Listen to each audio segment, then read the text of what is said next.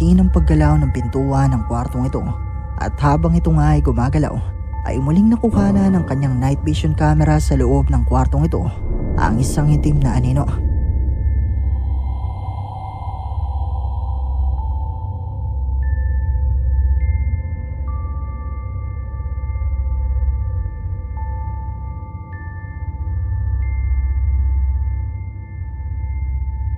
Matapos ang naging investigasyon ni Dennis, habang nire-review na niya mga kuha ng kanyang camera, meron pa palang nakuha ng kanyang night vision camera na Nako. talaga namang Ano kaya to? nakapangingilabot.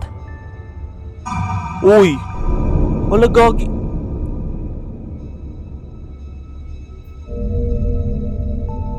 Mula sa kuwang ito ng night vision camera ni Dennis, makikita ang transparent na imahe ng animoy isang babae na lumitaw sa loob ng kwartong ito. Ang creepy nito. Oh.